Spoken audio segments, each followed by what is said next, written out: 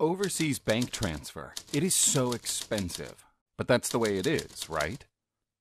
Try 𝗕𝗵. Different from banks. Banks charge you 4 times. But with 𝗕𝗵, just 2,500 won. That's it. 𝗕𝗵 is cheap. But is it as safe as banks? Licensed by Korean government. Registered with safety insurance. Official partner of Samsung Pay. Overseas remittance?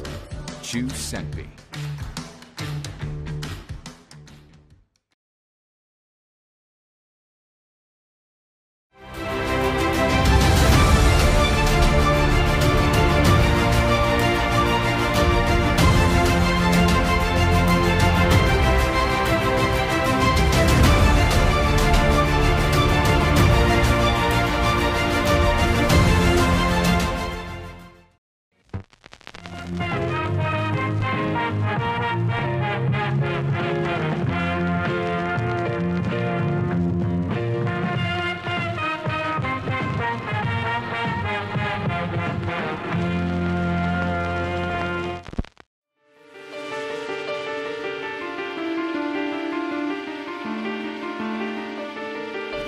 The Eye of Thunder. The nobles gathered here, Panthro, Chitara, Tigra, will be teaching the skills you need to rule wisely and well.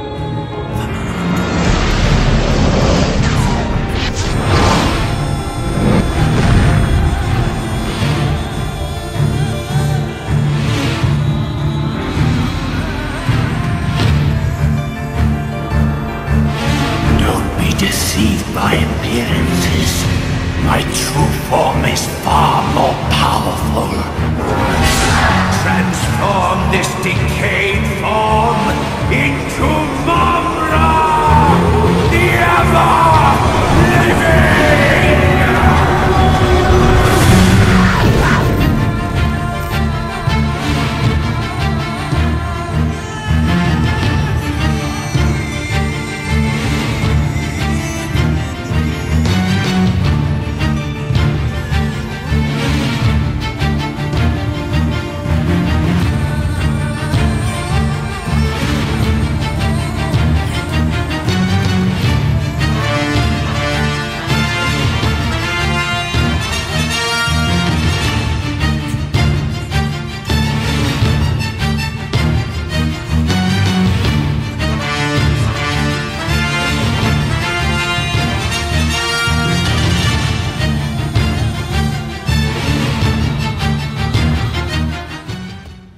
Strangely dressed for a night.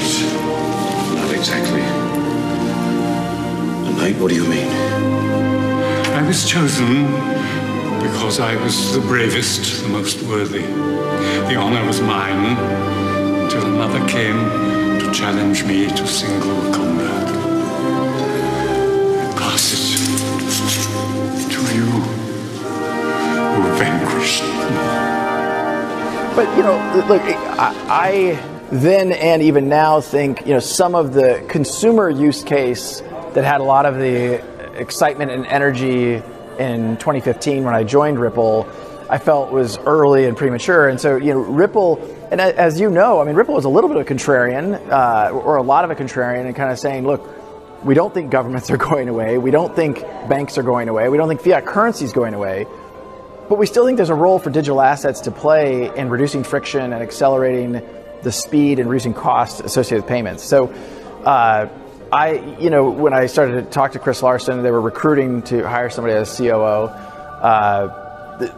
Being a Bitcoin enthusiast or crypto enthusiast married with, I thought, a very pragmatic vision of how you actually bring this forward. And revolutions rarely happen by going to the end point first. Instead, it's, you know, it's a crawl. I use the expression internally about crawl, walk, run.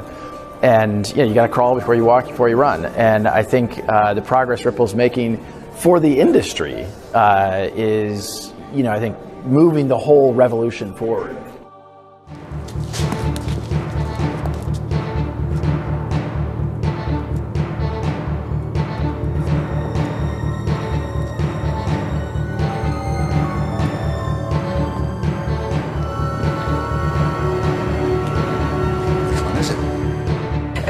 question. If you couldn't own or buy Bitcoin, what other digital asset would you buy? Yeah, it's a great question.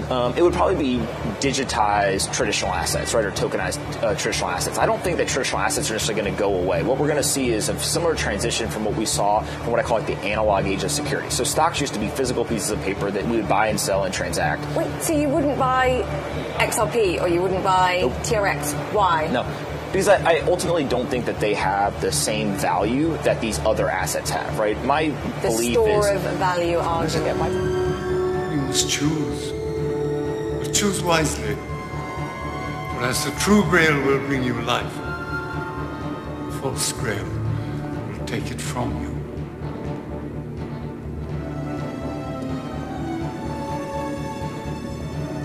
I'm not a historian. I have no idea what it looks like. Which one is it? So when you get this disjointment between XRP and Ripple or other assets that have a similar mechanism, what ends up happening is I, as an investor, actually want to own equity in the software company because there's profits, there's assets, there's all revenues, etc. I don't want to own the asset that may or may not be there in the future and doesn't have any underlying utility or value driver that I can point to and say, I have confidence that that's going to last. Bitcoin's different because it's backed by the most secure computing network in the world.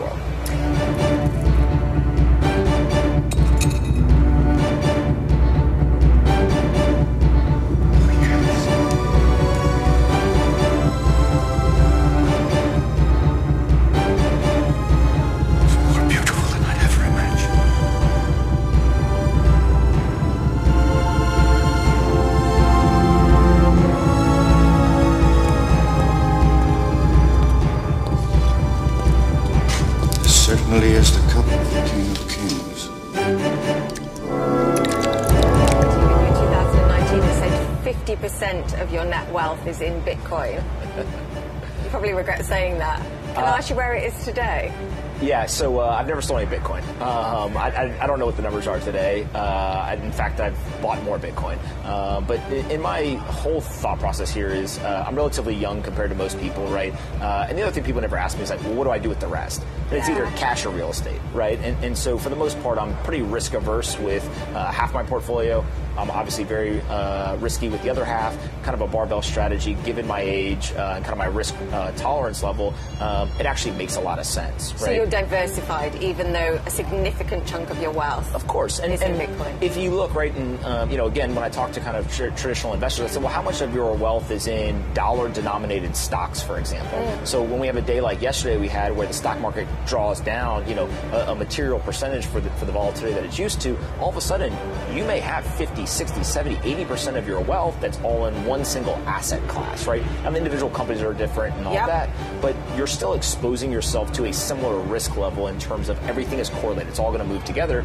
Bitcoin's no different. It just happens to be that I've made a very calculated investment decision and one that I'm willing to be comfortable and live with. Eternal life.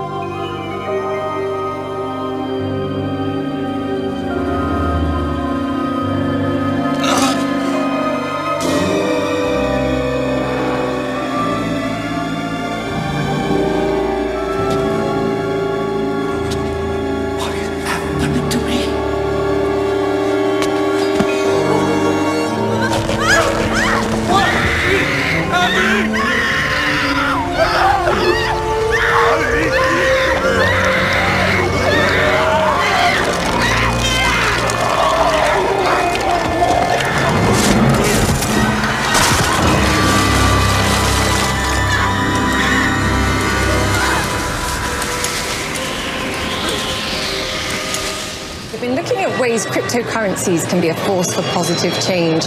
One example is Ripple. It's a platform used to make international monetary transactions faster and cheaper. Now, one way Ripple facilitates that is by using the cryptocurrency XRP.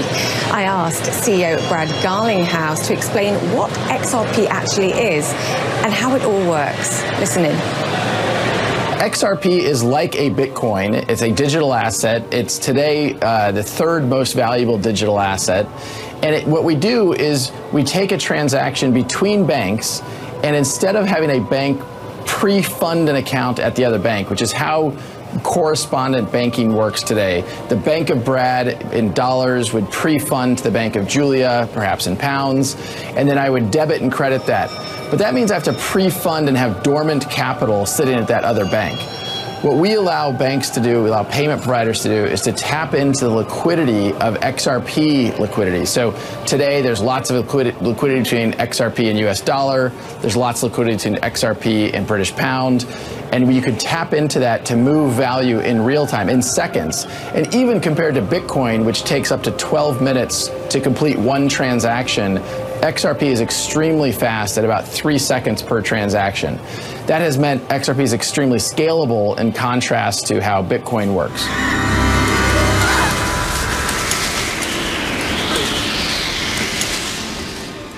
He chose poorly.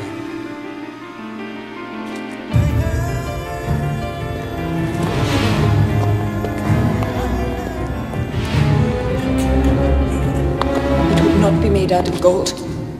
That's the cup of a carpenter. So when I came to Ripple, that was a new blockchain. That was the second thing after Bitcoin. The first month we went to Treasury to explain what we were doing. So we didn't operate under the illusion that we would never be regulated and we would never have to ask permission.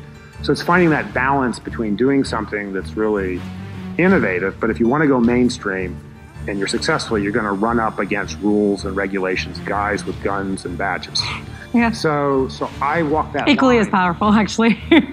So I'd like to see these new innovations make it into the mainstream. I'd like everyone in the world to be able to participate in this. So that doesn't mean that you can do it in a Mad Max way. But I hope you don't have to do it in a George Orwell way either.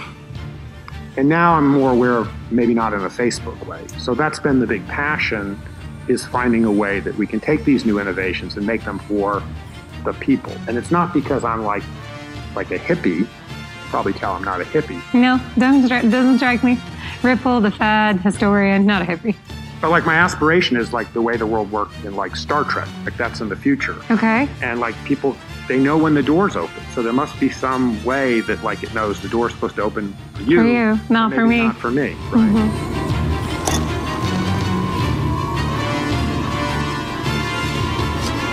There's only one way to find out.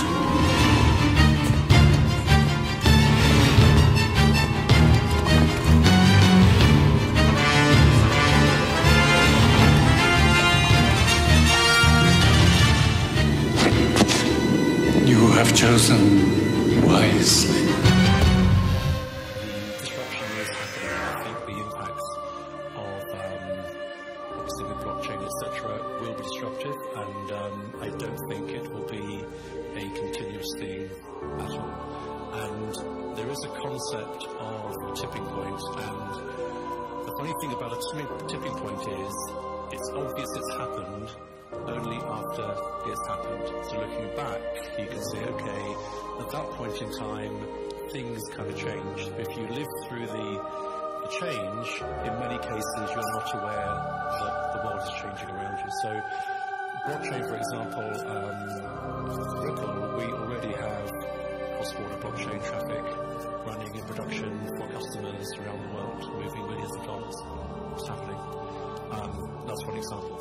And I think in this disruptive world, it's not just the edges of the banking world which are being challenged. The whole dot-com revolution rather, was around changing the surface of banking, moving from branches to internet banking or to apps. This time, the technology is going right into the middle. It's changing how our customers think. To your point, the predictions are that by 2020 there'll be around 50 billion devices connected to the internet without any people being involved, and they'll start to bank and transact with each other. But also within the organization itself, actually challenging what makes up a bank, what you do when you bank, how much goes into the structure that we see today as a bank versus a Alipay and Alibaba, etc. So I think the disruption will come because the technology is attacking every piece of the value chain.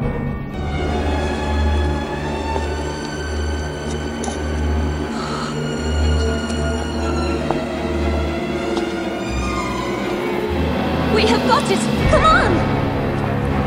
Elsa! Elsa, don't move! It's ours, Indy. Yours and mine. Elsa, don't cross the seal! The Knight warned us not to take the Grail from here!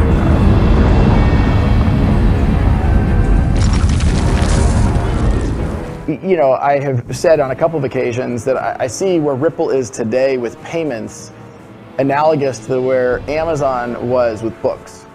The name of Amazon in 1997 was not Amazon. It was Amazon Books. They were a bookseller, and they were a fabulous, fantastic bookseller. And you know, and obviously Amazon has demonstrated that, you know, by building some really robust core infrastructure, they're able to expand and to do other things. And certainly, while I'm incredibly pleased with what we're doing in payments, and that is a massive opportunity, you know, we have aspirations over certainly a 10-year arc of time to do other things also. What the hell is that? A portal! Halfway to another dimension! Do you think it's sort of definitely going to happen, or do you think that? Oh, absolutely. Why do you think? You think there's the demand out there for this sort of thing, or do you think it's just there's so much money being put into it by? No. It's all based on the demand. But I can't use some mathematical proof to show you there's demand. At the heart of it, there's intuition here. In the same way that we bet our company on Windows, we're betting our future on our vision of the information highway and spending over $100 million a year and putting all of our reputation on the line, that there will be a lot of highway activity that's important and that our software will be a major part of that. I want to know.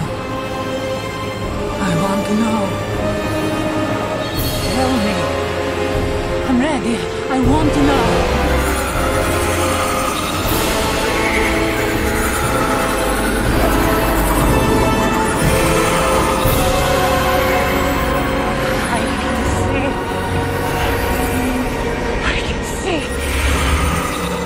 Ripple is really meant for transactions, not store of value, but transactions. It has a higher throughput than Ether and Bitcoin. It's not as high as, say, Visa, but it's in between. And so it's meant for transactions. Ripple valuation is done on top of what is considered the XRP in circulation as opposed to the XRP in the vault. At the end of the day, sometimes the total float of Ripple is worth more than Ether. It's happened for 2 periods of time in the last 2 years. And sometimes Ether's more than Ripple. So all I know is that if I have quite a bit of either one of those three, I'm kind of in the money. No more!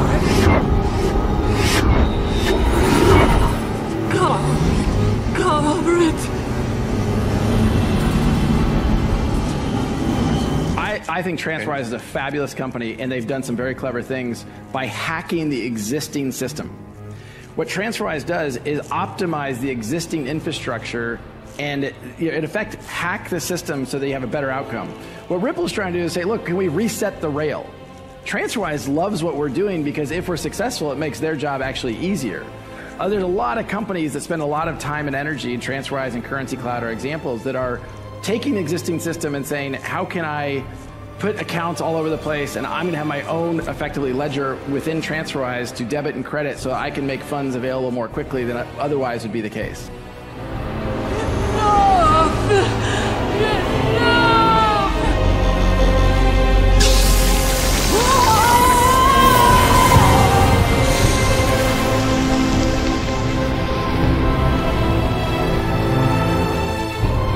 In the creation of the technology, Satoshi figured out a way to attach value to it. If you could have attached value to TCP/IP when it was first created, and you could have bought the packets with hope that someday they would invent, I don't know, Instagram.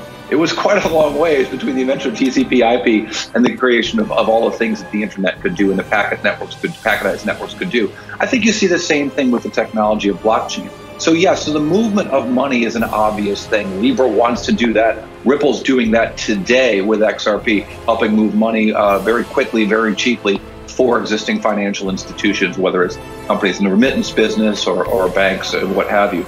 But I think you're going to see a lot of other things, and I think fairly soon, because companies have been working on this for so many years, but they're just not there yet. You're going to start to see the emergence of the use of the technology, and I think that's when the real value will ascribe to cryptocurrency.